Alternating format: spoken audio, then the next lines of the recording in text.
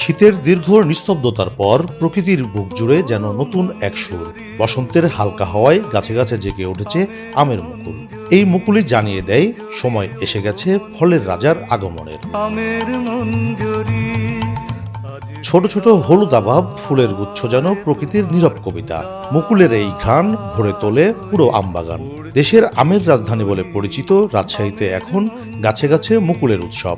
বাগানের প্রতিটি গাছ যেন নতুন এক আশার গল্প বলছে। মুকুলে যদি যে পরিমাণ আম দেখা যাচ্ছে যদি আমরা পাই তাতে আমরা অনেক লাভবান হব। আমের পরিচর্যা ভালোই চলছে। আমের মুকুল অনেক, বাগানে অনেক মুকুল আছে। আছে মুকুল খুব খারাপ না, মোটামুটি ভালো মুকুল আছে।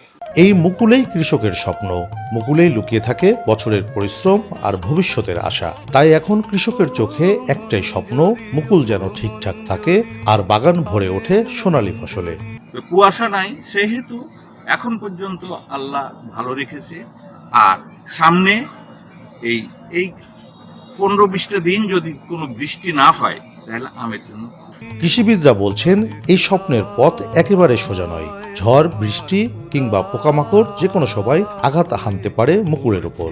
আর আম অর্থনীতি বিকাশে সরকারি সহযোগিতার পরামর্শ অর্থনীতিবিদদের। পুষ্পদ্বন্দ্বে যদি প্রাথমিক অবস্থায় 500 থেকে 1000টি ফুল থাকে, সেই ফুল ঝরতে ঝরতে 30টা আম থাকে পুষ্পদ্বন্দ্বে, এবং সেখান থেকেও ঝরে যদি পুষ্পদ্বন্দ্বে 1টি আম থাকে তাহলে কিন্তু আমাদের বাম্পার ফলন হয়। আমাদের বিভিন্ন কৃষকদের বিভিন্ন পরামর্শ থাকে, খরাতে সেচ দেওয়ার কথা বলা থাকে, বৃষ্টি হলে বৃষ্টির পরপরই কীটনাশক ছত্রাকনাশক স্প্রে করার কথা বলা থাকে। আমের অর্থনীতি ক্রমাগত বৈচিত্র্যকরণ হচ্ছে। ডোমেস্টিক লেভেলে আমের কনজামশন বাড়ছে, সাথে সাথে আম রপ্তানিও হচ্ছে। আমাদের একটি পরামর্শ হচ্ছে যে সরকারকে এগিয়ে আসতে হবে।